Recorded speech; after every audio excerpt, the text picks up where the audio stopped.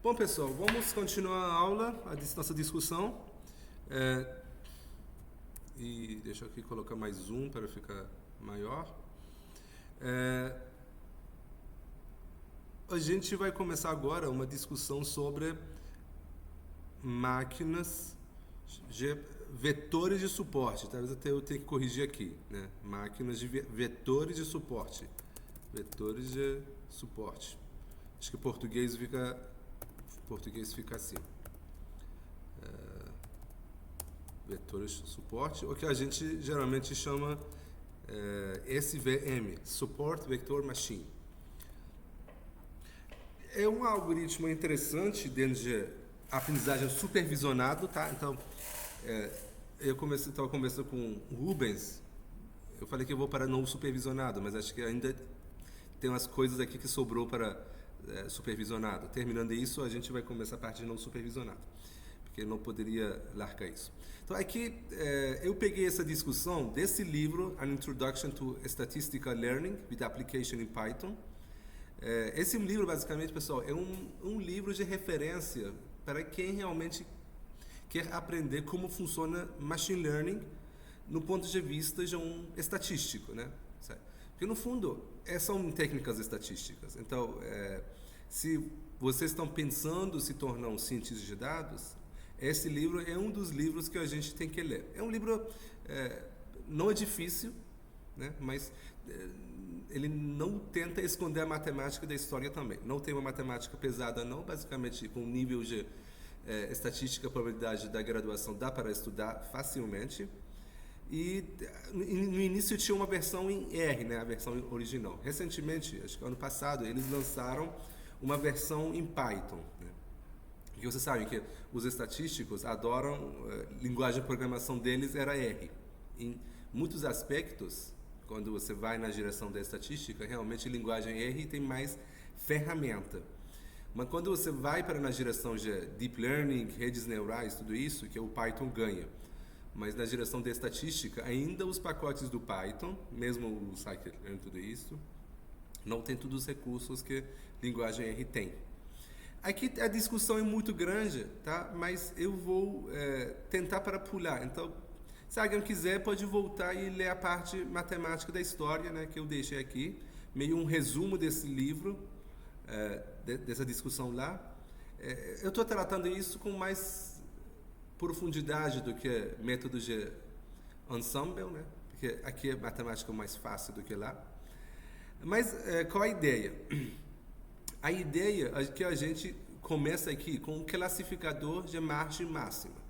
A gente pode até também usar esse SVM para regressão também, mas a discussão fica mais fácil quando você fala do classificador. Qual a ideia? Vamos lá. Primeiro a gente quer definir sobre o que é um hiperplano. Tá? O que é um hiperplano? Hiperplano basicamente é um plano que a gente tem, mas no espaço mais do que 3 dimensões. Né? Porque você sabe, plano é uma generalização de linha. A gente usou classificação linear, por exemplo, um tipo de classificação, uma linha reta que divide os pontos.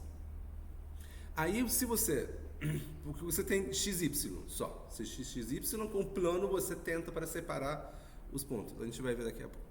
Mas aí se você tiver XY0, nesse caso você não vai ter uma linha, você vai ter um plano que tenta para separar, ou seja, uma parte dos pontos azuis ficam em cima, pontos vermelhos ficam embaixo. Aí se você tiver mais de 3 eixos, ou seja, mais de 3 features, mais de 3 colunas, tá? Quando fala variável, você pode pensar sobre colunas, né? Aprendizagem supervisionada. Aí que a gente vai ter hiperplano. Hiperplano, a ideia começa com essa primeira equação, meio intimador, mas na verdade esse nada mais do que essa equação que a gente conhece, né? Y igual a x mais b, né? Você chama x1 igual x, x2 igual y. Se você fizer uma manipulação matemática, você consegue chegar nessa equação. Então aí você vai ter uma linha. E se você tiver num espaço de π dimensão, a equação de um plano fica isto. O que quer dizer equação de um plano? O que significa essa equação? Equação de um plano. O que significa? Significa que, olha, todos os pontos que constroem daquele plano, satisfazem essa equação. Então, se você pegar um ponto desse plano, vai ter x1, x2, x3, sei lá. Aí você coloca nessa equação, vai dar igual zero. Então, se você pegar um ponto qualquer do espaço, que não seja do plano, colocar nessa equação, não vai dar zero. Vai dar um ponto ou positivo, ou vai dar um resultado negativo. Então, a gente pode ter uma ideia desse tipo. Então, esse é um classificador que está separando, por exemplo, pontos azuis que ficam em cima, vermelhos embaixo. Eu estou tentando para construir um classificador baseado nessa ideia, tá? A ideia é que construir um classificador que separa os pontos, mesmo pontos complexos. Essa é a abordagem, uma abordagem bem interessante. Aí, então, quando a gente faz um experimento, ou a gente tem observações, ou você pode pensar sobre linhas do seu dataset, data frame, cada linha é uma observação, né? Então a gente tem, por exemplo, N observação, N linhas. Aí a gente vai ter N linhas, eu posso escrever no formato de um vetor, então cada linha é um vetor na noção matemática.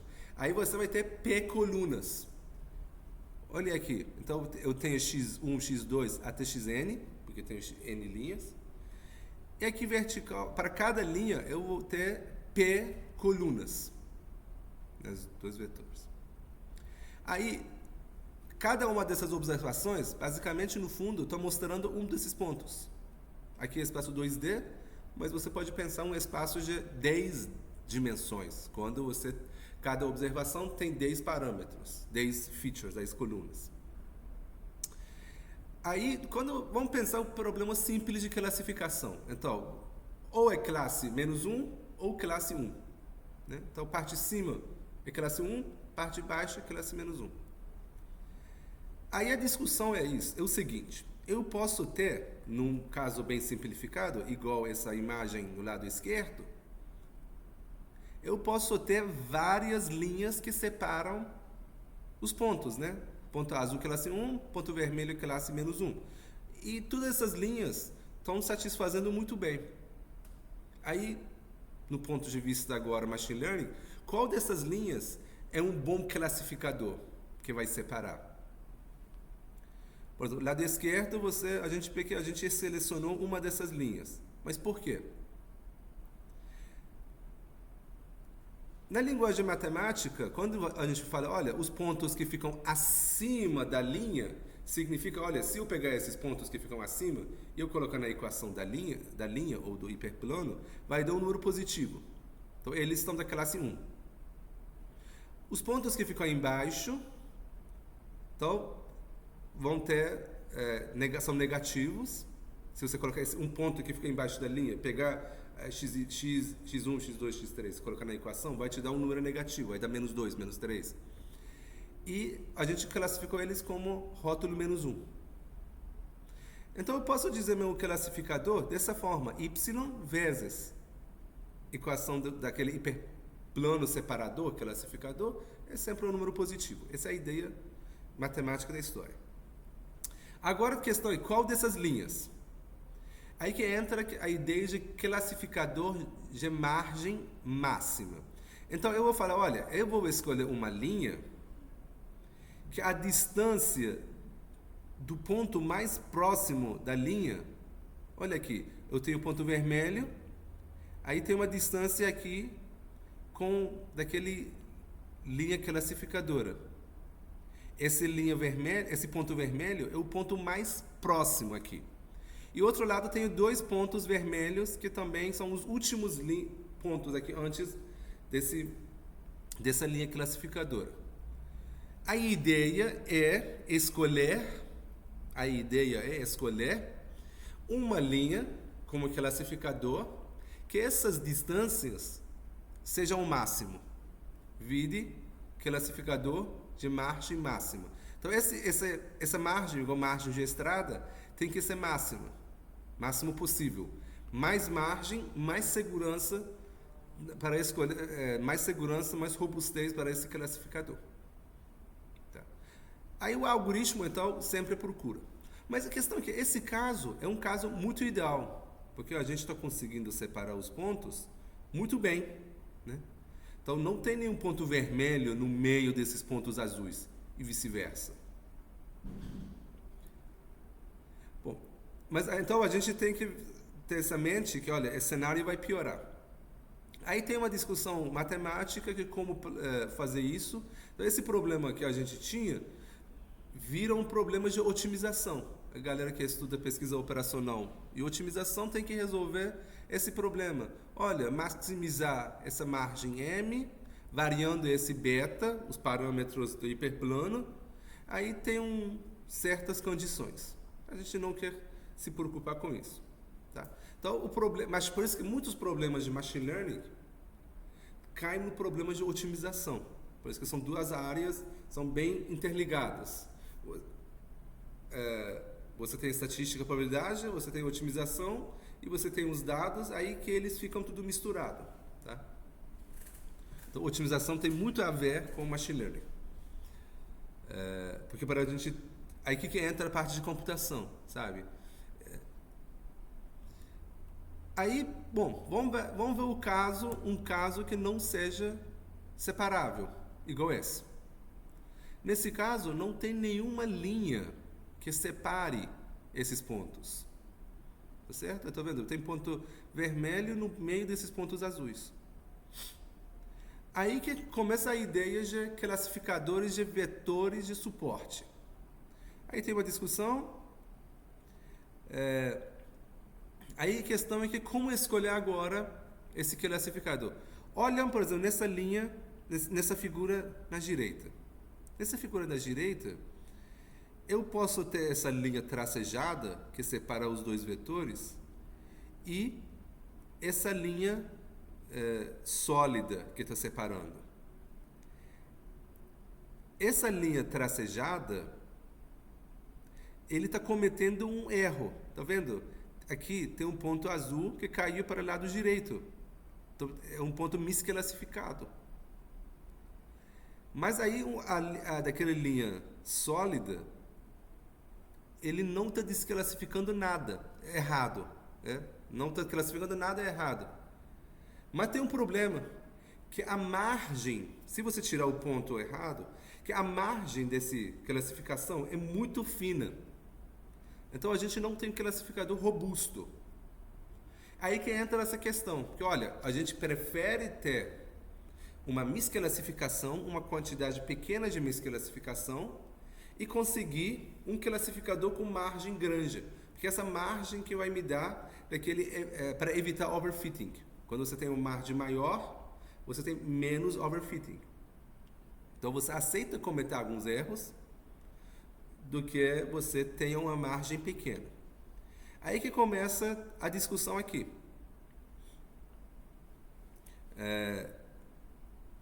De novo, esse problema cai num problema de uma otimização, mas aí o que muda? O que muda? Você fala, olha, eu posso deixar uma caixa, uma quantidade de misclassificação. Aí virou um hiperparâmetro do sistema.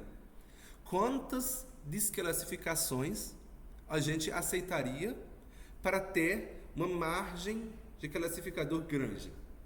Né? Então você coloca uma reserva, sei lá, tem um termo bonito aqui.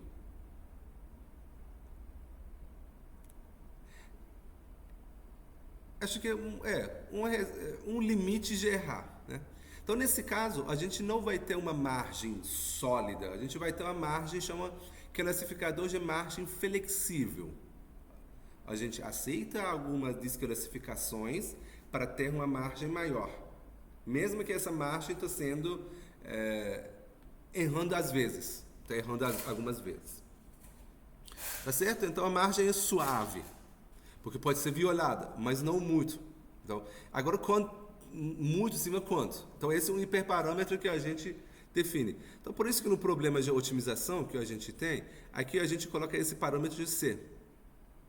Esse Y é quantidade de erro em cada classificação. eu vou dizer que, olha, a soma desses erros, dessas misclassificações, não pode ser maior do que um certo limite, um C. Tá. Então, essa é a ideia de classificador. Para maximizar o erro, né, de tal forma que você não pode ter vários erros aqui. Então, aí que surgem, por exemplo, essas imagens diferentes, está vendo? Olha, aqui, linha tracejada está mostrando a margem para a gente. A questão é que a margem ficou muito grande, então a gente colocou mais erros aqui no meio. Então, a gente está aceitando, mas isso não é ideal. Então, de novo, a gente tem um orçamento, um limite de errar, que a gente tem que determinar, sabe? Um hiperparâmetro, de novo, vai ter daquele parte de classificação cruzada, né? Para descobrir. Aí a gente não entra aqui. Aí que começa a ideia, mas aqui ainda a gente tem um problema. O problema é que o nosso classificador continua linear. Então, essa é uma limitação muito grande, cara.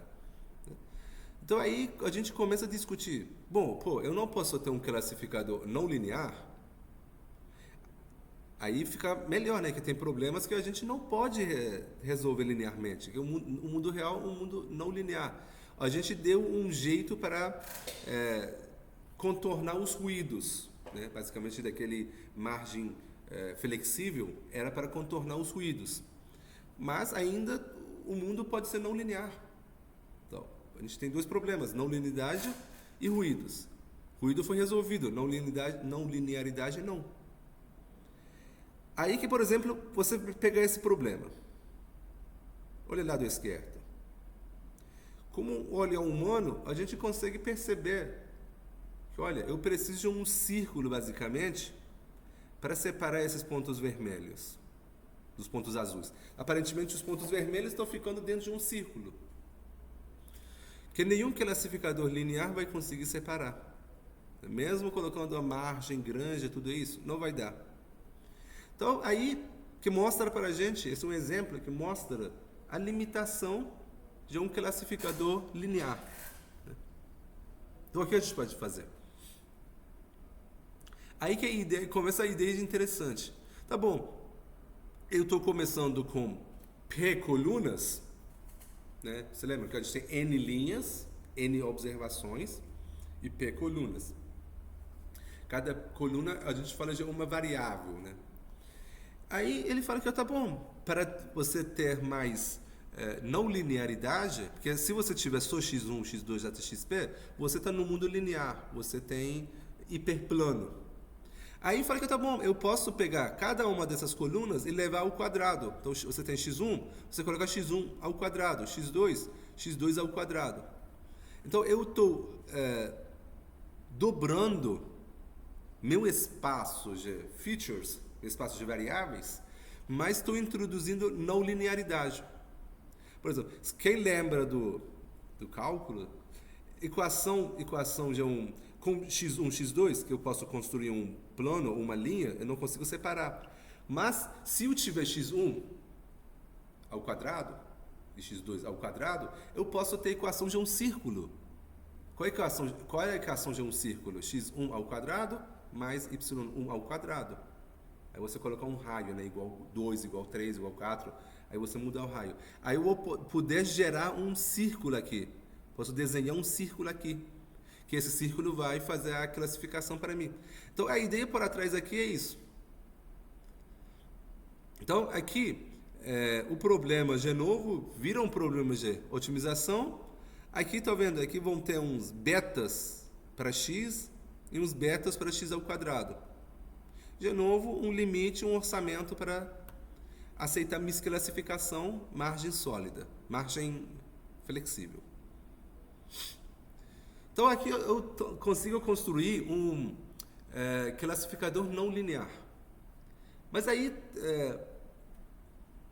até onde eu vou parar? Por que não adicionar x1 ao cubo? Por que não adicionar x1 vezes x2? Porque aí também vai gerar não linearidade, né? x1 vezes x2, x1 vezes x3. Tudo essas multiplicações viram não linearidade. Aí que eu não quero entrar na discussão matemática, mas aí o problema fica, por exemplo, muito parecido com o problema de álgebra linear, produto interno. Né? Esse x1 vezes x2, a gente pode escrever como um produto interno de duas observações. Você tem cada linha uma observação, aí você pega o produto interno entre eles, né? Então você vai ter uma produto linear, produto interno de dois vetores. Aí tentar usar, por exemplo, x1 vezes x2, x1 vezes x3, coisas desse tipo para classificação. Mas tem muitas possibilidades. Aí que computacionalmente começa a ter um problema. Até que surge uma técnica geral para fazer isso, que chama técnica de truque de kernel. Esse termo kernel vem daqui, kernel. Então, em vez de ter esse produto aqui, entre esses dois, que basicamente é um produto linear, que gerou para a gente x1 ao quadrado, x2 ao quadrado, tudo isso, eu posso colocar um k. K, num caso simples, pode ser esse x1 ao quadrado, né? Mas esse k pode ser agora um polinômio de qualquer produto. Ao quarto, ao cubo, ao quinto, tudo isso. Então, aí que a gente vai ter máquinas de vetores de suporte. Aí tem kernels diferentes. Então, esse que a gente vai usar na prática. Então, por exemplo, tem kernel radiano. Kernel radiano é basicamente isso.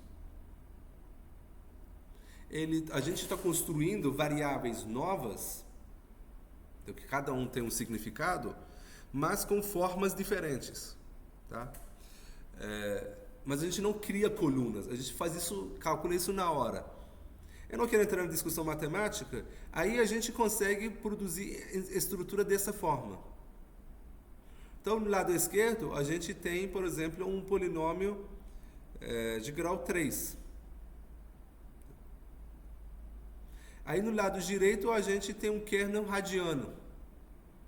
Então, ele está conseguindo classificar bem melhor, com margens mais amplas, maiores.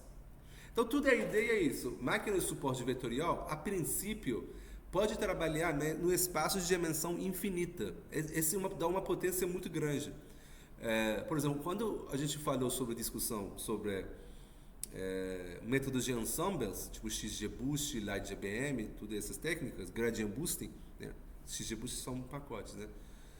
Mas gradient boosting, ADA boosting, que te chama? Árvores aleatórias, né? Floresta aleatória, são algoritmos que funcionam muito bem, mas quando você tem muitos features, muitas colunas, começam a dar problemas computacionais, ou ficam muito pesados. E nesse ponto que esses algoritmos de máquinas de vetores de suporte começam a brilhar. Então, quando você pegar um trabalho para resolver, e ainda você não tem muitos dados, e quando você tem muitos dados, muitas linhas, e muitas colunas, é bom ir para redes neurais, que a discussão não é aqui. Mas quando você não tem muitas linhas, tipo, você só tem, talvez, 200 mil linhas, 100 mil linhas, você pode usar máquinas de vetores de suporte com um kernel radiano, tá certo? Então, você basicamente tem um espaço com dimensão infinita. Aí vamos ver como que a gente pode resolver esse problema no Python, né? A gente tinha essa discussão matemática pesada, porque a gente pulou, mas tem matemática, agora na implementação no Python fica simples, porque a gente tem os pacotes. Vamos ver um exemplo. Então, eu vou importar os pacotes aqui. Importando. Aqui eu vou usar um dataset que vem com o próprio scikit-learn. Um dataset meio didático. São dados sobre câncer. Então, importa aqui. Eu posso ver as chaves. Né? Então, aqui quando eu carrego, esse não é um data frame, tá? Como eu sei isso? Porque eu li no manual. Senão a gente não sabe. Então, se você for no manual, você vai ver que, olha, parece que esse é um tipo de um dicionário. Então, esse câncer que estou carregando aqui é um dicionário que tem chaves. Aí eu posso pegar, por exemplo, descrição. Então você vê que qual é a origem desse banco de dados aqui. Que pessoas construíram em 1992, e cada coluna o que significa, está relacionado com o artigo, coisas desse tipo. Aqui, por exemplo, eu posso pegar o nome das colunas, né? Cancer Future Names.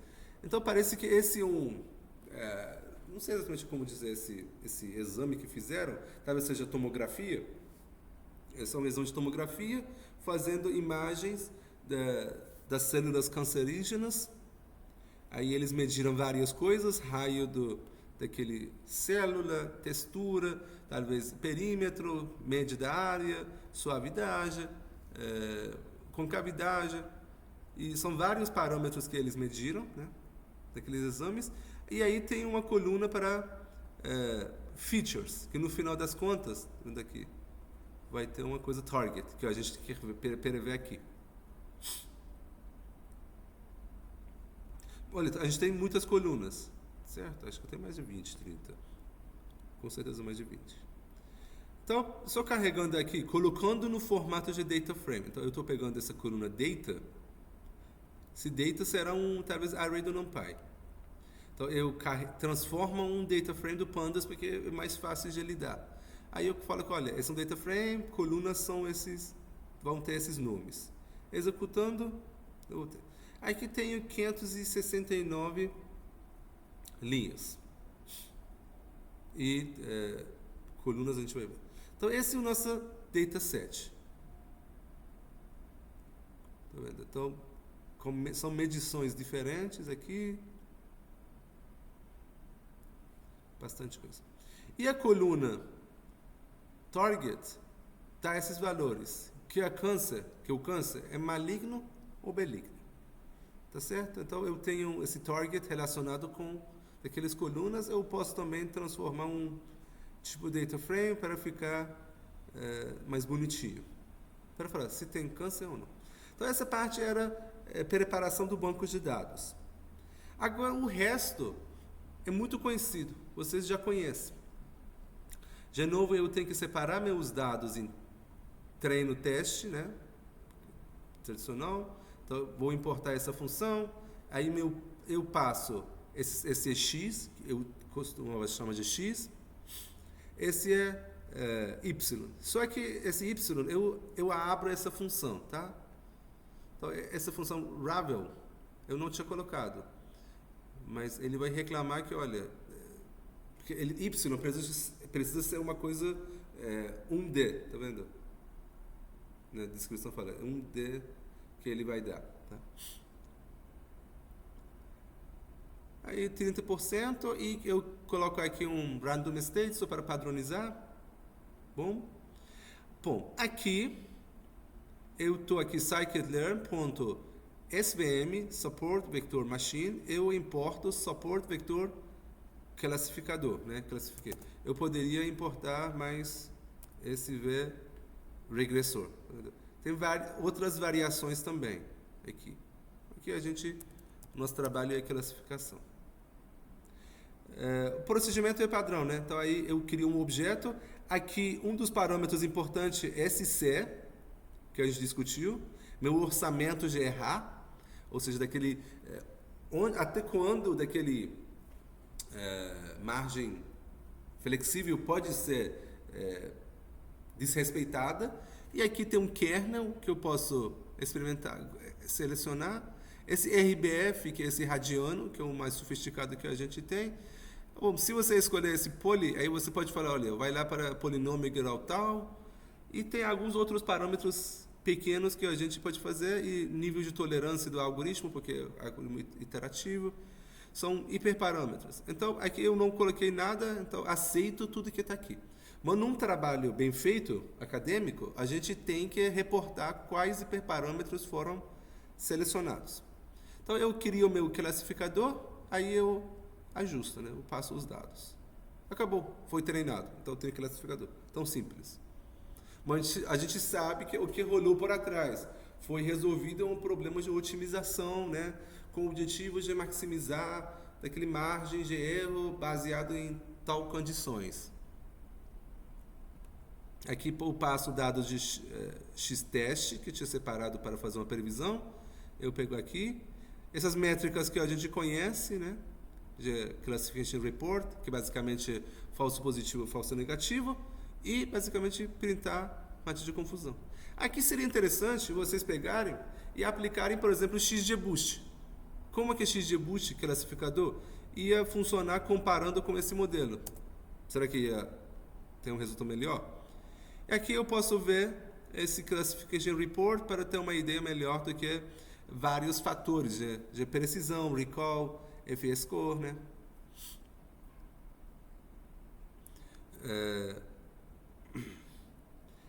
Aqui era parte de grid search que a gente faz, né? Para talvez escolher um melhor hiperparâmetro, né? Esse C, qual o valor é bom?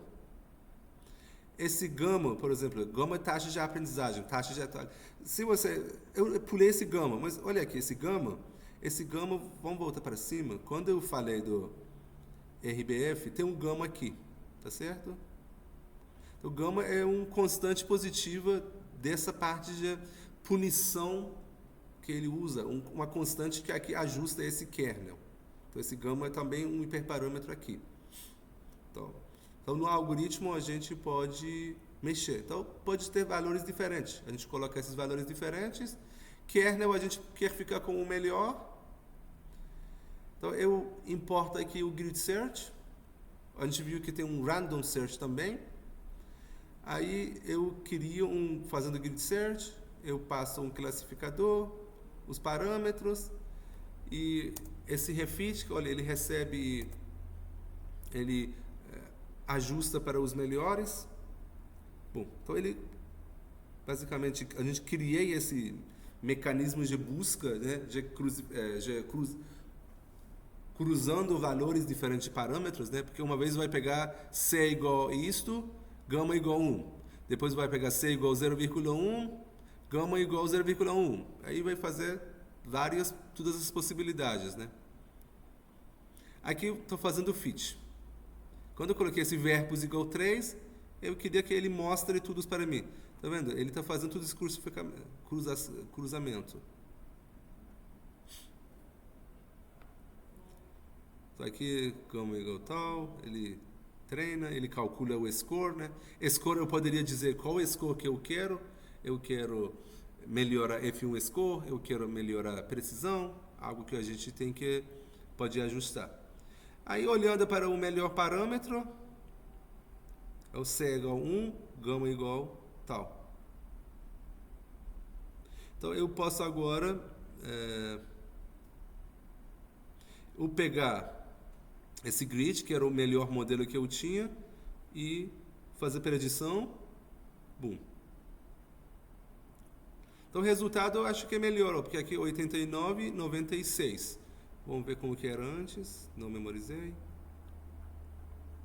89, não sei. Então, esse melhorou. Essa parte 0 realmente melhorou, né? Então, o modelo é um modelo mais equilibrado. Aqui está errando 10 vezes, aqui 3 vezes.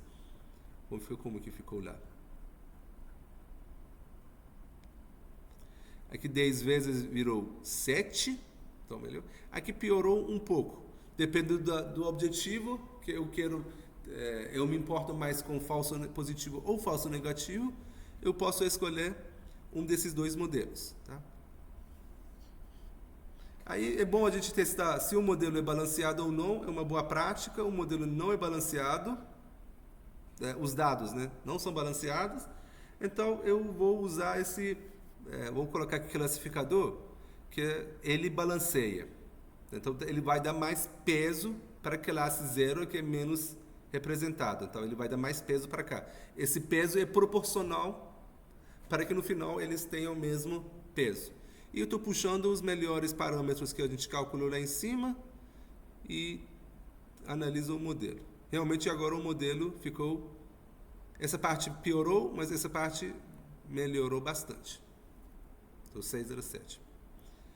Então, esse que sempre a gente tem que fazer, né? Então, quando a gente treina os modelos, a gente tem que testar vários modelos diferentes, né? Fazer esse ajuste dos parâmetros, hiperparâmetros.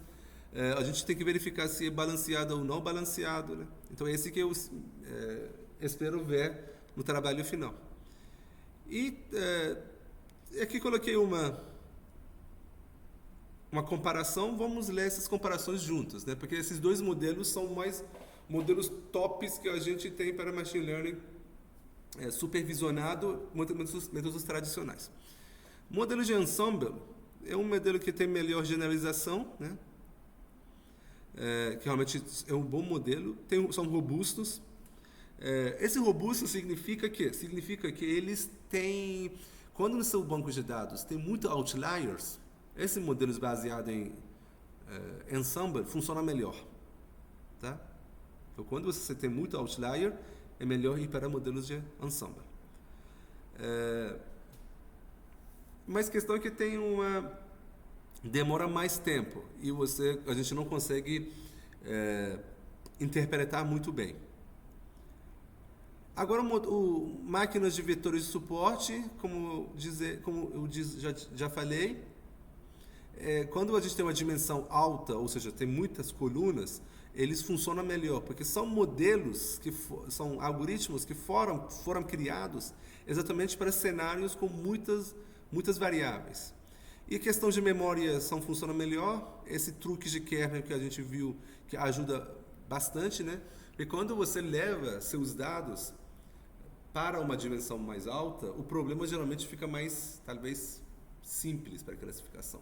Interessante, na física teórica a gente tem, porque, só abrir uma parêntese aqui, quando a gente tem, por exemplo, na física teórica, a gente tem, o que se chama, teoria de cortas. Teoria de cortas é uma teoria que funciona no espaço de 12 dimensões. Você pode dizer, por que essas 12 dimensões? Nosso espaço-tempo que a gente tem só tem 4 dimensões. Uma teoria de cortas funciona no espaço de 12 dimensões. Porque naquele 12 dimensões, o mundo, você vai conseguir simplificar muitos problemas da física. Em geral, se você puder ter uma quinta dimensão, a física vai ficar muito mais, explicar os fenômenos, fica muito mais simples, mais triviais muitos problemas. Então, levar para uma dimensão mais alta, ele facilita boa parte dos trabalhos. Mas o problema é realmente sensibilidade desses hiperparâmetros. E quando você tem muitas linhas, de novo vai ter problema. E esses algoritmos, isso também é importante, esses algoritmos foram criados para classificação binária. Tem algumas generalizações para classificação não binária, tá? Você tem 3 classes, sei lá, 1, 2, 3.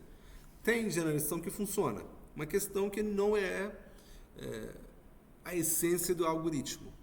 Então, talvez não tenha um bom desempenho.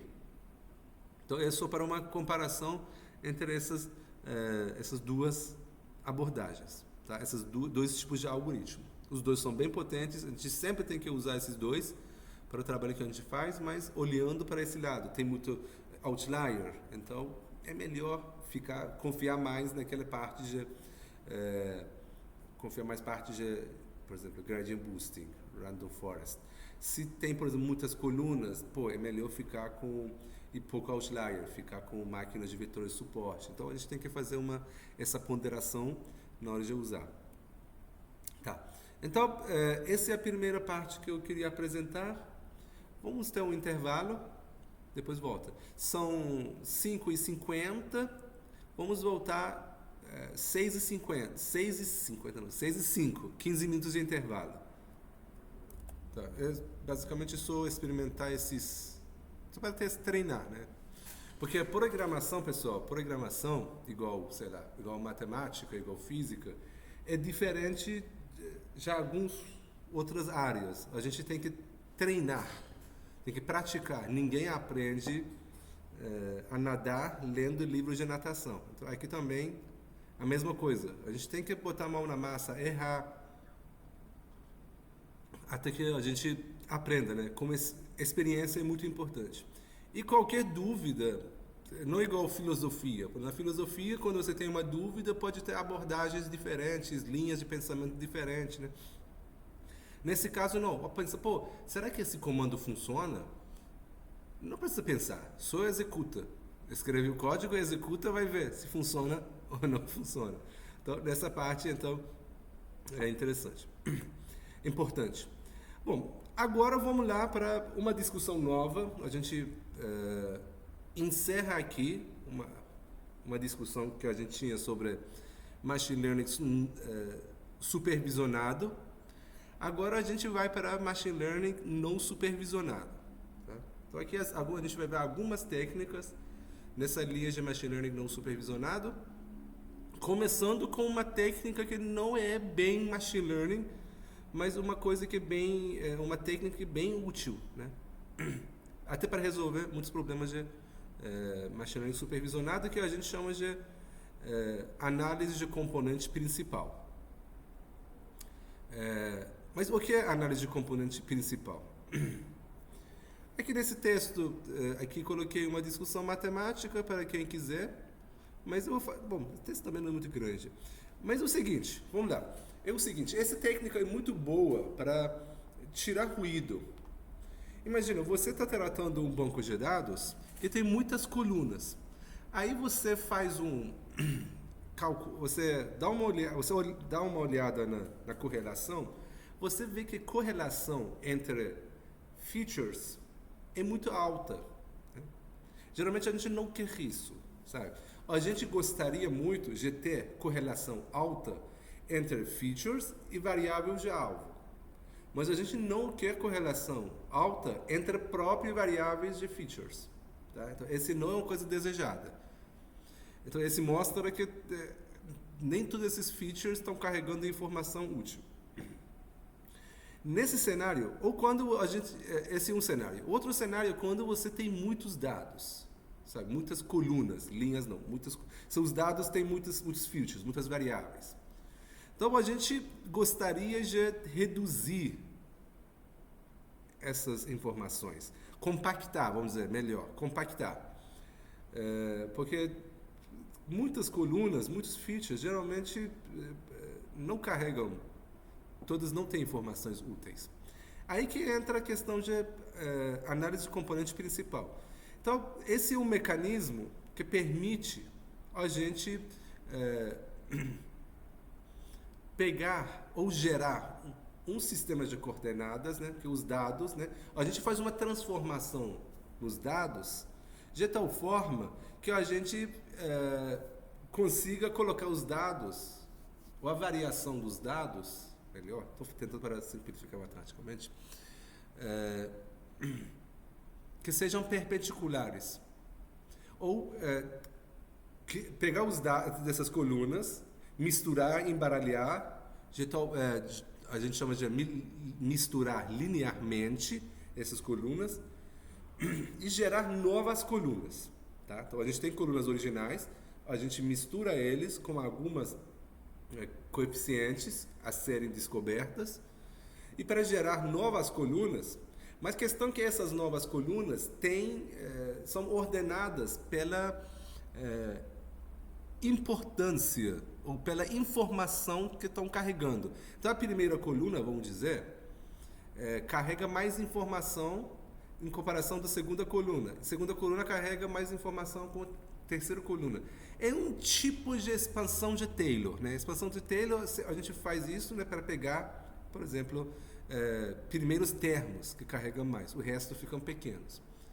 Então, aqui também a gente faz essa mistura das colunas originais para gerar novas colunas, que essas colunas a gente concentra a maior parte da informação na primeira coluna, depois da segunda coluna, terceira. E geralmente quando você vai para últimas colunas, você vai que essas colunas geralmente são ruídos. Tá? Aí a gente descarta. Então, no início você tem 10 colunas, você transforma em outra 10 colunas, mas nessas 10 colunas novas, só as primeiras 3 colunas que talvez carregam 90% das informações. Aí você pode cortar o resto. Tá? Então, essa parte é a análise que a gente vai fazer. Para quem gosta do lado da matemática da história, essas colunas estão relacionadas com autovetores. Então, esse problema de PCA, análise de componente principal, está relacionado com calcular matriz de autovetores, né? E cada autovetor vai ter um autovalor, né? Então aí a gente ordena autovetores, as colunas, de acordo com qual autovalor, qual coluna tem autovalor maior. Então esse matematicamente não é difícil. Só tem um ponto.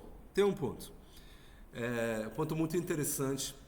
Essa combinação das colunas é uma combinação linear, né? Então, aí você pode pensar, seria interessante uma combinação não linear. Aí que entra uma questão de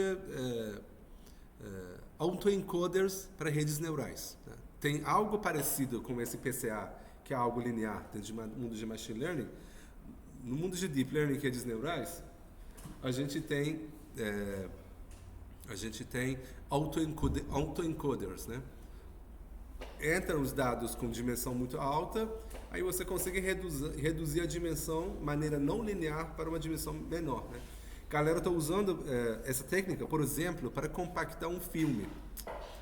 Quando você tem, por exemplo, você quer transferir um filme via internet, tipo Netflix, né? Você liga, você dá um play no filme, então ele começa a transferir o filme através da rede para seu computador. A questão é que agora, uma tentativa, acho que a NVIDIA conseguiu colocar isso na prática, há 2 anos atrás, eles, usando essa técnica de autoencoders, que é um PC não linear, pegando aquele filme que tem talvez, sei lá, 2 GB, eles compactam, vira 2 MB, transferem na rede, na internet, e no seu computador eles reconstroem daquele 2 GB original. Então o problema é reverso. Mas aí, por enquanto a gente não tem, porque você precisa de um processamento pesado no seu computador, no seu aparelho de transmissão. Então aí você precisa de uma placa de vídeo, GPU. Mas a princípio, se fosse possível essa compactação, compactificação e descompactificação. Bom. Aí, por exemplo, acontece essa análise de componente principal. No início você tem esses dados diagonais, né? Aí você pode fazer uma deformação e colocar na forma mais resumida, em vez de ter um espalhamento. Aí você vai ter resumindo só 2 colunas, tá?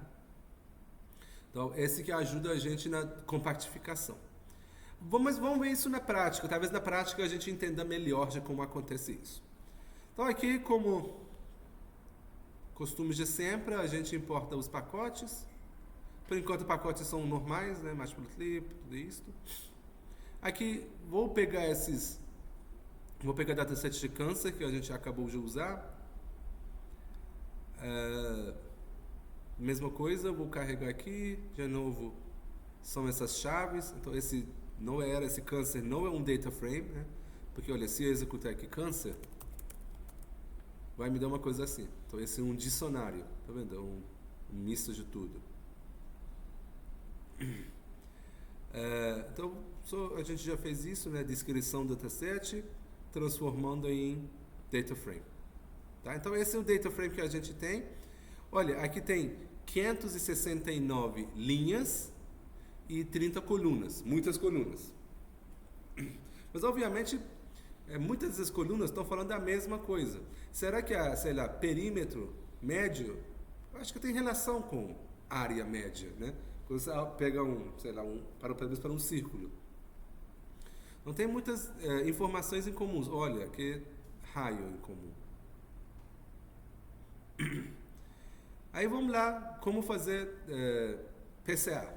No primeiro processo que a gente tem que fazer, a gente tem que padronizar nossos dados, né? Então, a gente pega esse padronizador, Standard Scaler. O padronizador basicamente pega os nossos dados, que ficam num intervalo qualquer, coloca no formato de distribuição normal, ou seja, o valor médio fica no 0 e vai ter um desvio padrão igual a 1,69 daquele distribuição. Essa transformação tem inversa, tá? Então você pega seus dados, leva para normalizar, padronizar e depois voltar, tá? Então sempre é possível. Aí eu crio o meu padronizador, ajusta com meus dados. DF, lembrando que são meus dados, né? A gente aqui não está falando sobre target, tá? Lembrando que a gente está no mundo de machine learning não supervisionado. Então a gente não tem mais colunas de alvo. Bom, então aqui não executei aqui. Executando. Então eu criei esse scalar. Olha, eu poderia fazer tudo isso em um comando só. Aqui, um comando só. Aqui eu criei scalar, depois ajustei. E aqui eu estou usando esse scalar ajustado para transformar meus dados e colocar no formato ajustado. Mas aqui tem tem uma forma mais direta, né? Fit transforms, né? Faz esses dois comandos ao mesmo tempo. Talvez é melhor colocar essa linha aqui embaixo. Então eu poderia fazer isso.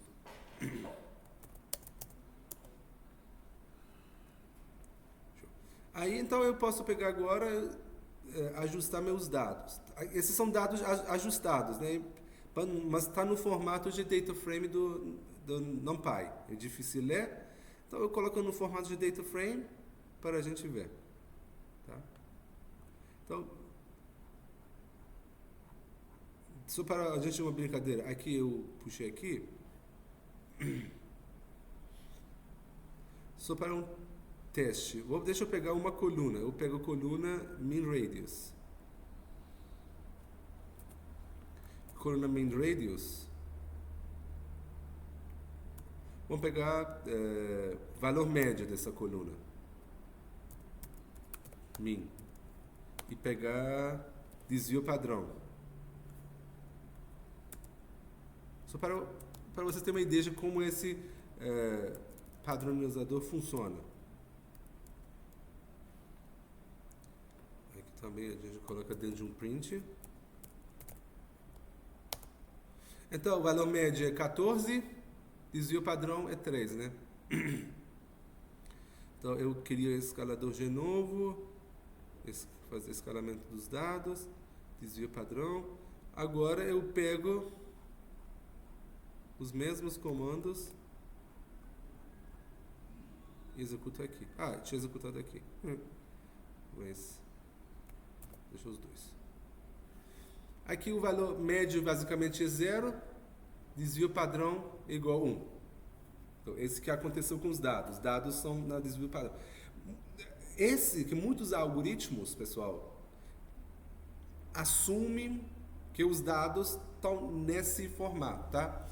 Por exemplo, árvores de decisão não. Os métodos que são baseados em árvores de decisão não precisam de ser normalizados. Mas geralmente outros algoritmos de machine learning assumem que os dados estão no formato padronizado. Tá certo? Redes neurais. Redes neurais são muito sensíveis. Se você não passar os dados normalizados para redes neurais, geralmente eles não têm uma boa convergência, demora muito, ou às vezes fica um resultado estranho, né? Agora, bom, eu posso, só para confirmar isso, eu plotei. Os dados quase estão padronizados. Estão vendo aqui? Ó, a gente tem os outliers. Tá?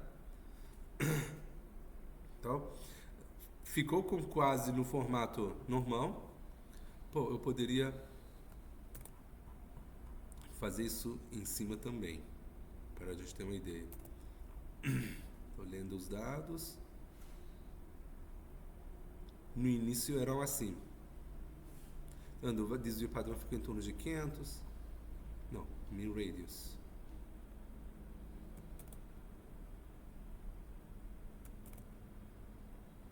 Dados eram assim no início. E agora ficaram... Deixa eu aqui executar de novo. Tá. TF assim. Normalizados. Bom, no formato mais normalizado, mas sempre tem os outliers que estragam as coisas. Aí, como que a gente faz isso no Python? Aqui scikit-learn, de novo, nosso parceiro de sempre. Aqui tem um submódulo de decomposição. Nesse submódulo de decomposição tem mais coisas.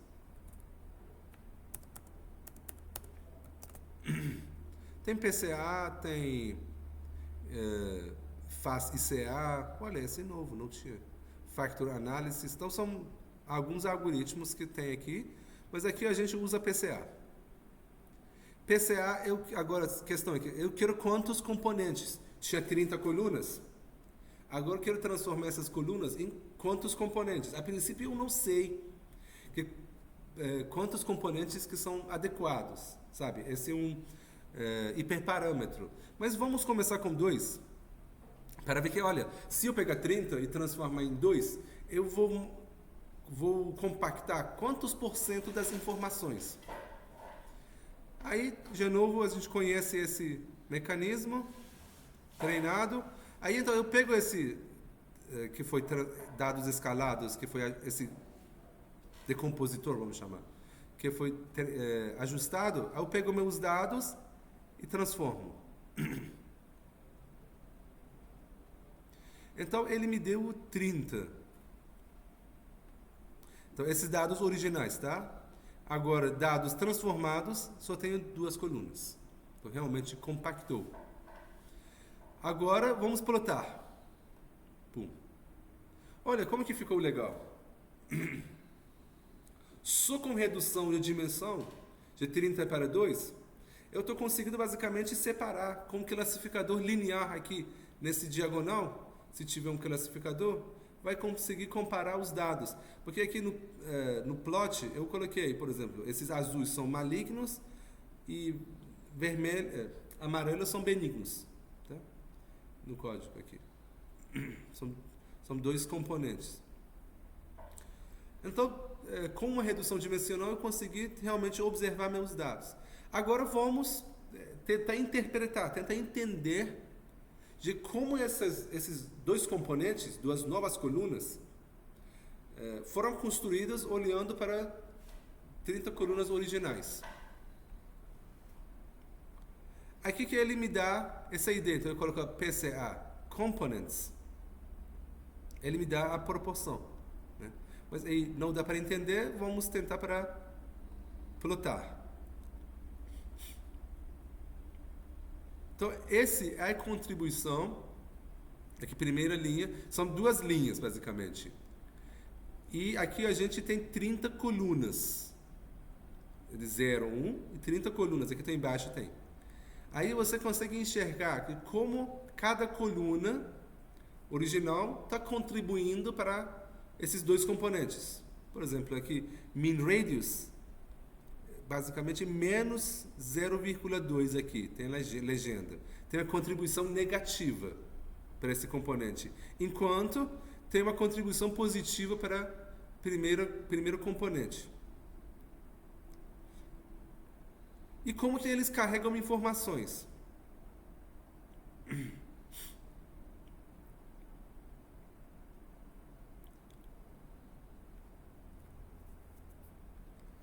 Aqui a gente, aqui outra forma gráfica de a gente observar de como as colunas originais estão contribuindo para esse componente principal que a gente criou. Esse gráfico eu tenho que normalizar para dar mais respeito. Esse basicamente está mostrando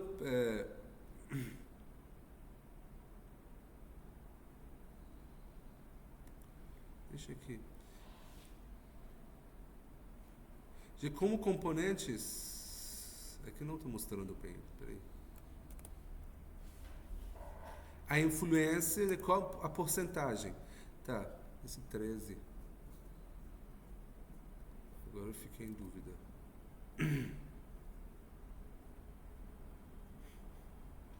Como pegar a porcentagem de informação aqui.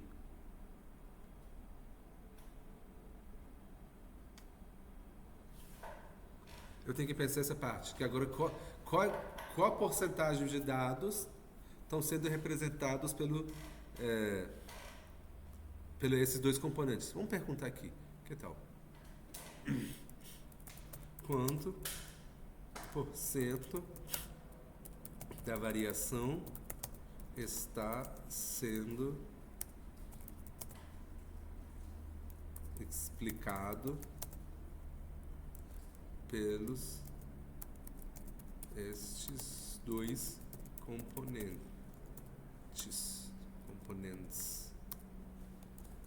Será que ele vai entender?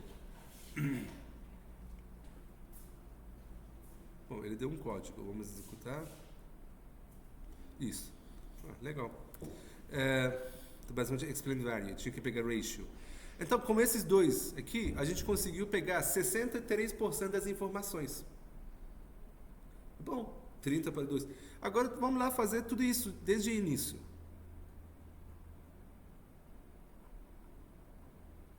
A gente não vai poder fazer bons gráficos, mas sem essa informação. Se eu colocar 3, treinando e voltando para cá, transformando. Olha, aqui eu vou ter 3 colunas. Aqui não vai dar para plotar, porque só peguei primeiros 2, né? Interpretação talvez também não. Será que eu vou conseguir plotar aqui? Ah, tá. Então ele está mostrando também a contribuição. Virou 72%. Então 72% dos dados estão sendo explicados só para 3 colunas. Olha, esse é bom, né? Porque talvez uma parte que a gente está perdendo seja ruído. Então, talvez se eu colocar, sei lá, 6, 7, eu vou conseguir bastante informação. Eu posso agora trabalhar, construir um modelo de machine learning supervisionado com esses 5, 6 colunas. Vou colocar 5. Então aqui eu tenho 5 colunas. No gráfico eu só estou pegando os primeiros 2, tá vendo? Ele não muda, eu estou pegando os primeiros 2. Primeiros 2 era o suficiente para essa parte de classificação. Aqui vai ficar muito maior, né? Aqui vai ter 5. Aqui vai ter 5.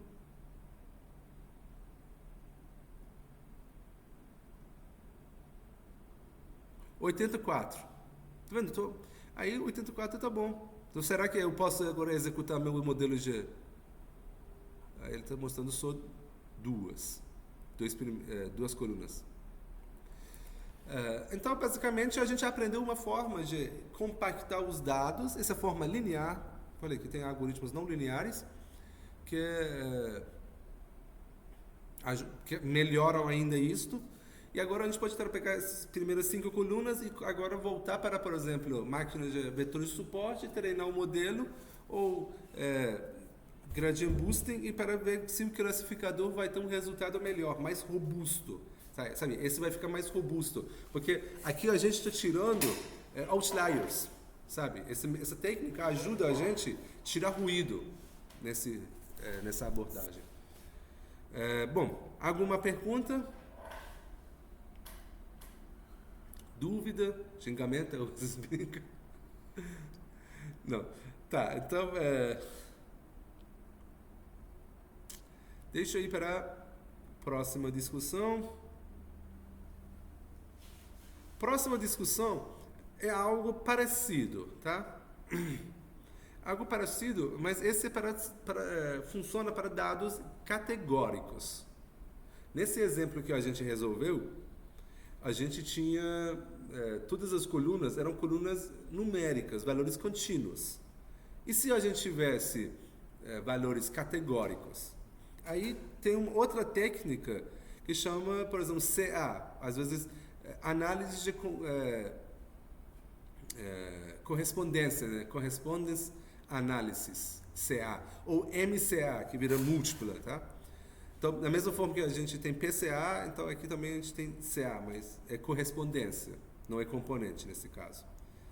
Aí eu vou falar mais rápido. Nesse caso, bom, naquela época que eu estava montando, eu não achei essa implementação no Python.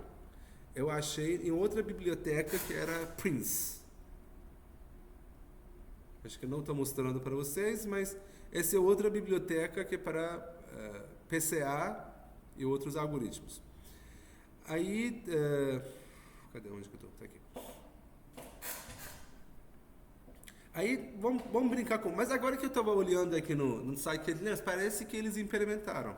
Eu não tinha visto. Mas é interessante que as bibliotecas estão em evolução. Aqui, eu coloquei um discrimer, né? Uma coisa que, olha, esse é um dataset com tendência, talvez, sexista, coisa desse tipo. É uma entrevista que fizeram muito tempo atrás sobre 45, 6 observações não variáveis sobre pessoas diferentes com idade, educação, sexo, renda, crianças, né? Religião, ideologia, trabalho e tarefas. Perguntando, olha, tal tarefa é coisa de homem ou mulher? Coisa de entrevista, tá? Aqui, então, eu não estou aqui apoiando essa ideia que vai aparecer aqui, mas é uma coisa que foi refletida nesse banco de dados, tá? Aqui estou importando os pacotes aqui. Será que eu tenho... Olha, eu não tenho esse pacote Prince, provavelmente porque eu troquei esse meu sistema operacional um tempo atrás, então eu vou instalar aqui. Vocês não estão vendo, mas eu estou no site deles, tentando procurar o comando pip install que. Eu vou para o GitHub. Mas como é que é a instalação? Tá, pip install Prince, tá? Então eu volto para cá. Então, por exemplo, uma forma de... Aqui eu posso, forma mais elegante, colocar pip install importal, try, aí você coloca, se der esse erro, aí a gente instala. Aí vai. Então, ele não tinha, ele instalou. Olha, eu gostaria de colocar um traço Q na frente, só para não sujar. Olha, ele também não está conhecendo esse módulo, então eu vou tentar instalar isso também, vou procurar. Esse é só para ficar o gráfico mais bonito, tá? Aqui na gravação está saindo, o Arthur também está vendo, mas vocês não. Voltou para transmitir o Visual Studio. Isso, porque o Visual Studio está compartilhado. Só para ser rápido, aí estou pulando essa parte. Eu só quero agora um comando para instalar, pip install tal. Professor, no Colab teria essa necessidade de instalar? Alguns pacotes sim. Porque nem todos os pacotes tem no Colab. Provavelmente esses 2 pacotes não tem no Colab. Pô, aqui não achei, então vamos procurar. Eu coloquei o comando, o nome, aí eu coloquei pipe. Só para ir para repositório. Tá, achei. Tá.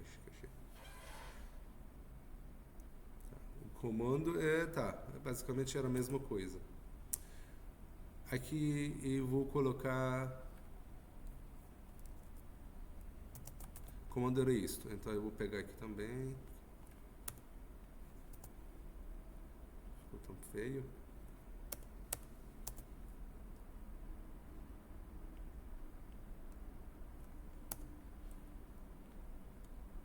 Aqui, e aí depois vamos colocar import Prince. Desculpa pela confusão, mas é bom. Tá, ele vai tentar importar os 2. Vamos ver se agora vai. Não? Aqui não está entendendo essa parte. Tá bom, eu vou colocar outro pip para ele. Pip install. Tá, agora vai. Espero que não. Prince, tá, ele faltou esse N aqui. Agora foi. Então agora eu instalei os 2 pacotes e espero que funcione. Aí eu vou pegar Esse banco de dados, eu não me lembro, eu peguei de onde, mas a ideia é isso, né? A gente está no mundo de machine learning não supervisionado. Aqui você tem algumas tarefas, aí 156 pessoas responderam que lava roupa é trabalho de mulher, e 14 pessoas falaram que podem trocar, tanto faz, e 2 pessoas falaram coisa de homem, e 4 pessoas só que uma coisa em conjunta, né? Os dois têm que fazer juntos. E preparar almoço, comida principal, falaram que é 124 coisa de mulher, esposa, é que 20 pessoas tanto faz, 5 pessoas falando coisa de marido e 4 pessoas não tem. Então é um banco de dados assim, eu não me responsabilizo. Aqui a gente coloca esse Prince, aqui Correspondence Analysis, eu quero colocar 2 planos. Ele vai fazer igual 3 interações. Ele usa o scikit-learn para trás. Ele vai. Ele no fundo tem esse one hot também. Agora vamos plotar. Ele deu para a gente esses vetores dos trabalhos, mas vamos ver o que significa. Então, eu posso pegar agora coordenadas desses trabalhos aqui. Agora eu peguei, esse foi treinado, aí eu pego aqui esse meu dataset que estava aqui, né? Cadê meu dataset? Chama House Tasks. Aqui eu passo para ele, olha, coloca aqui desse sistema de coordenadas que você criou, agora coloca essas tarefas. Aí, bom, aqui fica difícil enxergar, a gente pode plotar. Aqui já tem uma coisa chama bplot. É isto. Aí você pode interpretar, né? Quando aqui está escrito wife, aqui está escrito husband, daquele laranja, né? Aqui alternating, tanto faz, join, coisas que podem fazer juntos. Aí você vai ver que essas tarefas estão ficando perto de quem? Aí você vê que breakfast caiu perto de café da manhã, janta, almoço, lavar roupa ficou perto da esposa, dirigir, fazer manutenção de casa ficou para o marido, trabalhos, tanto faz, trabalhos oficiais, trabalhos de escritórios, aí as coisas que podem fazer juntos, shopping, lavar louça, finanças, seguro ou planejar feriados, ficou para a coisa que os dois têm que fazer juntos. Então, esse a gente pegou daquela dimensão mais alta, agora trouxe para isso. Isso se chama Correspondence Analysis. Muitas vezes isso ajuda a gente para enxergar melhor as atividades.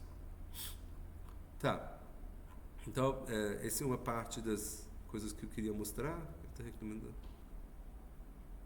Tá, então vou colocar aqui também para você.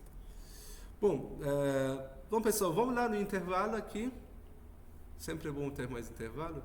São 6h40 e talvez 3. Vamos lá, 10 minutos de intervalo. 15 minutos. Às 7 horas a gente volta. Às 7 horas a gente volta. Intervalo até 7. 19. Agora podemos continuar. Deixa eu ver onde eu estava. Bom, a gente terminou essa parte de redução dimensional. Agora a gente vai entrar na parte de clusterização. Bom, essas técnicas de clusterização também é um mundo, tem muita coisa. Mas a gente vai tentar para discutir sobre algumas técnicas mais comuns. Quando eu falo clusterização, acho que talvez a palavra seja melhor agrupamento. Essas técnicas de machine learning não supervisionada é uma coisa mais difícil, sabe? Porque a gente não sabe a resposta. Então a gente está andando meio no escuro. Aí a gente tem que, com alguns critérios ou opinião de especialista, tentar para entender se realmente o resultado faz sentido ou não. Mas tem bastante aplicações, né? Para conhecer o padrão nos dados. Agora vamos ver como um exemplo, né? Nesse caso, eu vou usar um dados sintéticos só para a gente aprender como a técnica funciona. Essa técnica chama K-means. agrupando de caminhos. Vamos ver isso na prática. Que às vezes falar muito gera mais confusão. Aqui eu posso aqui criar, por exemplo, dentro do dataset, scikit-learn.dataset, submódulo, aqui tem uma classe, né, para criar dataset sintético. Tá? Então, eu vou criar mesmo para ter controle sobre que tipo de dados que eu estou criando. Tá? Aqui eu vou criar um dataset com 200 exemplos. E aí vai ter 2 features, ou seja, 2 colunas. Aí vai ter 4 centros. Ou seja, esses dados vão espalhados entre 4 pontos de concentração. A princípio, eu gostaria que o meu método de machine learning supervisionado, ele descubra que os dados estão ficando em torno de 4 pontos. Ou seja, tem 4 tipos de... quatro tipos de dados existem nesse dataset. E para ser um pouco aleatório, né? Então eu coloco um pouco de ruído também. E por aí, tá? Então eu vou gerar os dados. Então, são os dados que a gente tem. E agora aqui está falando para mim, cada linha depende de qual grupo. Lembrando que eu tenho 4 grupos, né? Então, por exemplo, tenho 4 grupos. Aqui, esse ponto está relacionado com, por exemplo, chutando aqui, grupo 2. Vamos ver daqui a pouco o que começa. Vamos primeiro visualizar. Coloquei 2 features, para quê? Para poder plotar em 2D. Se eu tivesse colocado 3D, 3 features, eu precisava fazer um plot 3D. Tá vendo aqui? Eu peguei os dados, né? Primeira coluna, são 2 colunas, né? Segunda coluna, aí colocou a coloração como dados. Esse data 1, basicamente são esses números, tá? Usando para coloração. Vocês estão vendo? Aqui a gente pode ter, talvez seja melhor aqui, 4 grupos. Aqui eu sei, porque eu estou construindo os dados. Meu objetivo é ver, será que o algoritmo também vai descobrir ou não? Tá? Aqui eu já sei os rótulos. No mundo real a gente não sabe. Aqui vamos lá. Então, vou importar do scikit-learn, do método cluster, esse algoritmo camin. Camin, basicamente, como funciona? Camin sempre a gente tem que falar para ele quantos centros que ele tem que descobrir. Então, esse é o hiperparâmetro. Aí ele vai colocar, por exemplo, aqui é 4. Aí ele vai colocar 4 pontos no espaço. Aí vai calcular a distância desses pontos desses centros com todos os outros pontos. Aí vai ver qual que são mais próximos. Aí vai associar os pontos mais próximos para cada desses centros. Aí depois ele vai atualizar esse centro para colocar no médio daqueles pontos que ele calculou, daquele que ele associou a esse grupo. Aí ele vai de novo recalcular a distância de cada ponto com esses centros. Aí vai levar os pontos daqueles centros para o meio dos pontos. Então é um algoritmo iterativo, tá? Mas o que é importante, o parâmetro crucial, é a gente colocar esse 4. Quantos clusters? Geralmente a gente tem que chutar, hiperparâmetro. Vamos importar esse caminhos, essa técnica. Aí a gente gera esse classificador, esse agrupador, sei lá. Aí a gente fita com os dados, ajusta com os dados. Então ele dá para a gente os centros. Porque olha, esses são os centros. E aqui ele dá para a gente... Vocês perceberam que o valor mudou? Porque os números são aleatórios. Toda vez que eu executo esse notebook vai me dar uma coisa diferente. Porque lá em cima, aqui eu estou gerando os pontos da forma aleatória. E vamos ver se ele acertou. Aí ele deu o rótulo para cada ponto. São esses rótulos. Porque, olha, primeiro ponto, 3. Né? Vamos ver se ele bate ou não. Olha, aqui é 3. O rótulo de verdade era 3 também. Então o algoritmo realmente acertou. Segundo é 2. Segundo ponto pertence ao grupo 2. Aqui falou o grupo 1. Então ele errou. Vamos plotar? Tá. É isto. Olha, maior parte dos casos, ele acertou. Olha, até tanto eu posso dizer que esse caminhos, aquele agrupamento, faz mais sentido do que os dados originais. Né? Porque dados originais aqui a gente tem alguns pontos aqui vermelhos, que originalmente isso pertence ao grupo vermelho. Mas eles são mais perto dos pontos azuis, né? Aqui mudou as cores, mas a questão é que a localização que é mais importante.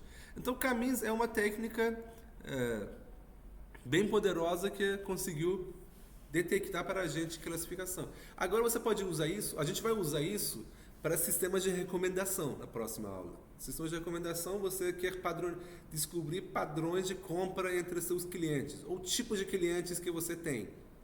Aí a gente usa esses algoritmos.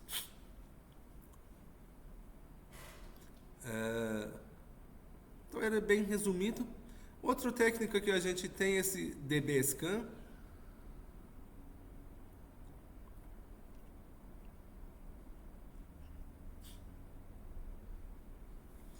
DBScan, agora a gente vê outra técnica que também é popular. Tem duas abordagens populares em Machine Learning nessa parte de agrupamento. São dois? Ou não? São esses dois populares, tem mais também. Esses dois, por exemplo, esse caminhos, ele pertence à família de uma técnica baseada em centroides. Você fala que, olha, eu quero ver onde que fica centro dos dados. Tem outra abordagem, que DBScan pertence, é baseada em densidade. Esse DB vem de density based. Tá? Então ele procura da densidade dos dados. Porque, olha, deixa eu ver onde que tem mais concentração. Então, nesse caso, a gente tem que fornecer ou pensar sobre outro tipo de parâmetros. Nesse caso de caminhos, a gente fala que, olha, eu quero 4 centros. Lhe faltou aqui. Deixa eu só para brincar. Esqueci aqui. Vamos criar, por exemplo, colocar aqui 3. Se a gente colocar 3 clusters, o que acontece? No gráfico. Então, 3, ele deu esses grupos. Cara, para mim é realmente 2 grupos também muito trivial. Né? Mas se forçar 4. Agora vamos lá, se a gente colocar 6. Aí estou forçando barra, porque total tem 4.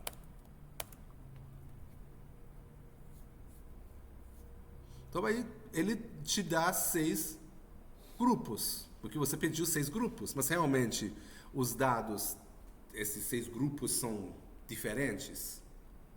Talvez não, acho que no máximo 4. E 2 grupos realmente são, acho que também bons. Eu só queria mostrar isso, que esse é um hiperparâmetro que dificulta a vida. Eu só atualizo para depois. Aqui a gente trabalha com outro conceito. Aqui começa a pensar sobre densidade. Então ele começa a olhar, olha, uma distância, pegar um ponto central, aí ele começa a pensar num raio, aí vai ver que tem quantas vizinhanças, né? Depois tem raios de vizinhança, que é para densidade. Então, aqui tem 2 parâmetros. Um parâmetro é Y aqui, que tem na figura, que basicamente é raios de vizinhança. Porque, olha, você no seu bairro, você considera quantas casas a partir da sua casa como vizinho? 3, 4, aí a gente tem uma noção, né? Por exemplo, aí geralmente tem pessoas que só consideram só a casa do lado como vizinho. Vai para outra casa, não é mais vizinho, é vizinho do vizinho, não é meu vizinho. Mas tem gente que fala que não, até 10 casas para lá, 10 casas para cá, as casas da frente são meus vizinhos. Então, é um critério que a gente tem que decidir. Então, aí aqui é o valor Y. E aí, a gente tem um número de pontos mínimos para você considerar um bairro, uma residência, um povoado. Olha, se aqui se eu tiver, eu vou tentar pegar concentração, mas se eu tiver, olha, menos de 3 pontos daquela vizinhança, 5 pontos, por exemplo, não é mais uma vizinhança. Talvez seja outliers. Então aí é que começa outro hiperparâmetro a descobrir. Aí vamos implementar isso. De novo, eu vou importar esses pacotes. Aqui de novo submódulo de cluster. Aqui tem DBSK. Aqui é recomendado fazer de novo para esse algoritmo fazer esse padronização dos dados. Aqui vou usar um banco de dados para venda de um supermercado. São franquias diferentes de supermercado, aí a venda de cada, por exemplo, via canal online deles, ou canal presencial. Tá, eu peguei os dados daqui.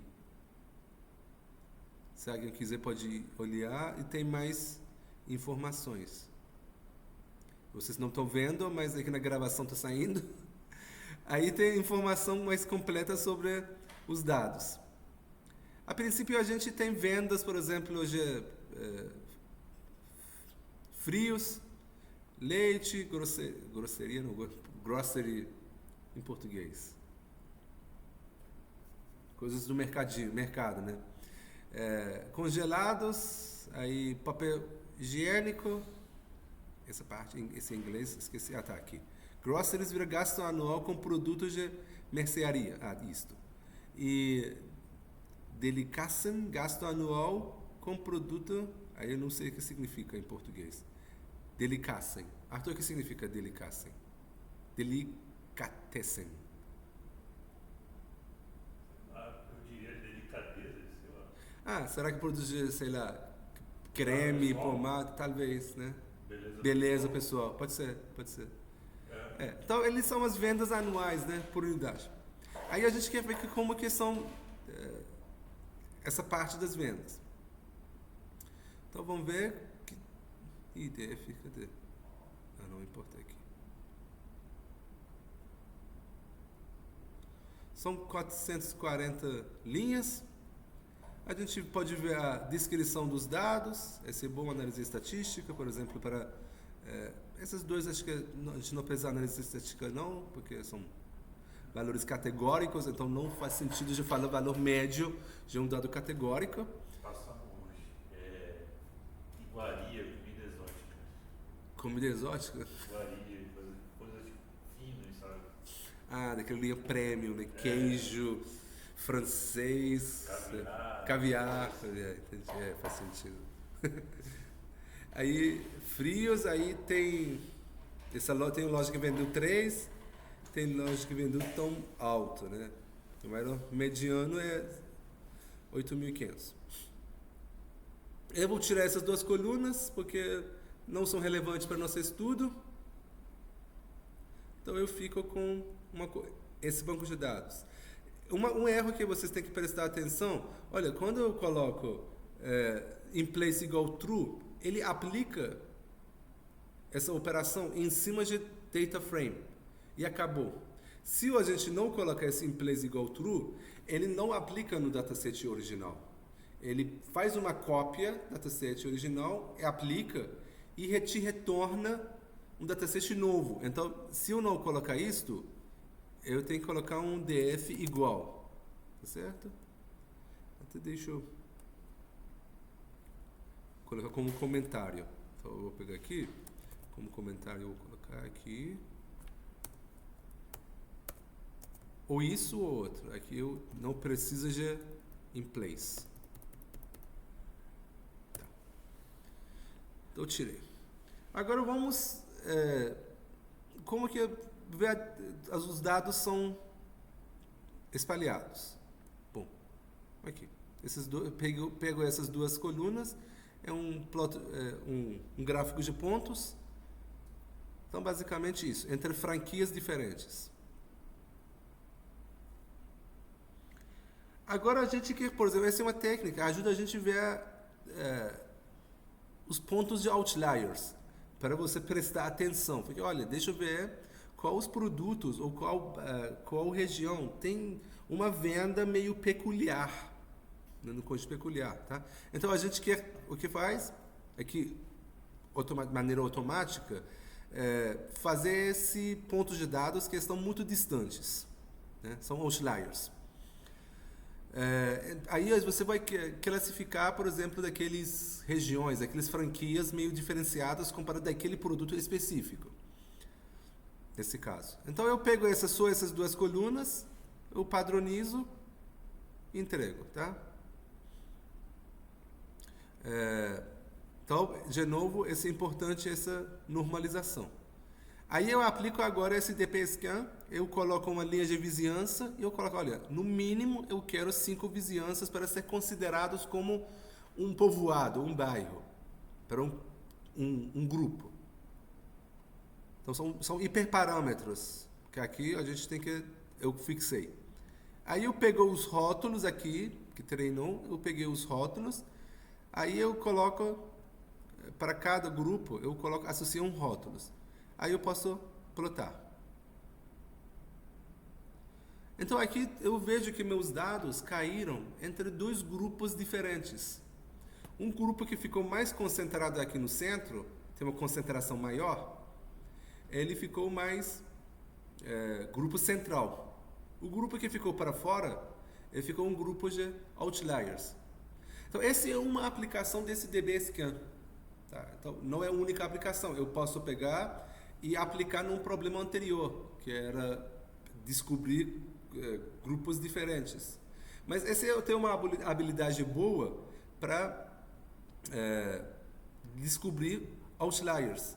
Eu posso voltar aqui e brincar, eu colocar aqui, sei lá, 15, só para você ver como que vai mudar. Então, ali agora pegou mais pontos como outliers. Então eu falei, olha, número mínimo para esse bairro é 15. Então ele pegou 15 aqui. Eu volto para 5. Vamos mexer agora com esse parâmetro. Em vez de 95, seja 75.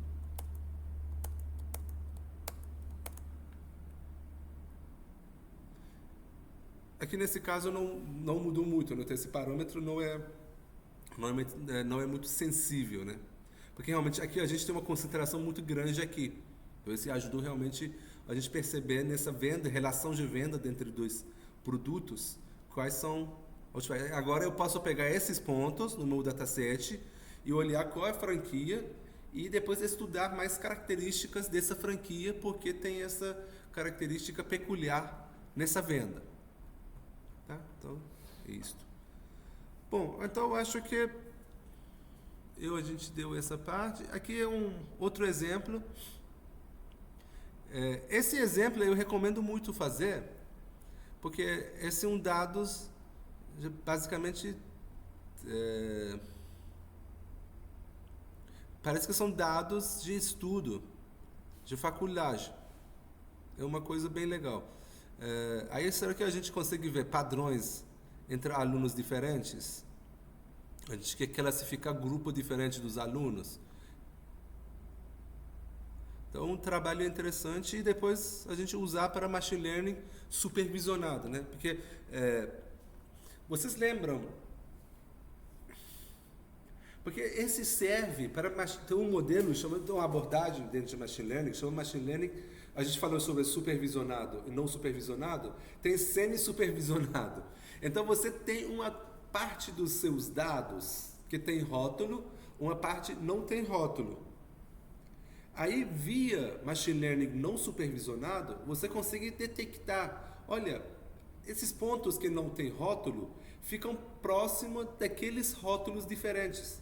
Então você associa rótulos para daqueles pontos que você não tem, porque esses pontos ficaram perto de alguns dos outros rótulos que você tem. Ou você quer preencher, por exemplo, daqueles dados vazios. Você pode usar machine learning para perceber, para classificar seus dados, aí perceber, daquele parte que tem dados vazios, pertence desse grupo. Então eu vou preencher daqueles valores faltantes olhando para a média daquele grupo específico. Tá? Então, aqui a gente mistura machine learning supervisionado e não supervisionado. Certo? Então, essa é uma técnica que esses duas abordagens ajudam para preencher dados faltantes, para colocar rótulo onde a gente não tem rótulos, né? Então, esse que a gente está misturando, entre outras aplicações, que é aplicação própria, que é conhecer a natureza dos dados. Na próxima aula a gente vai discussão sobre como a gente usa esse machine learning não supervisionado para criar um sistema de recomendação, conhecer clientes, para depois oferecer mais ideias, né? Ou seja, esse trabalho que a gente vai fazer no trabalho. Acho que será que eu posso convidar o João? Porque o João era bom nessa parte. Mas vamos ver. Então é isso, pessoal. Acho que a gente terminou aqui, que é bom, consegui terminar dentro do intervalo.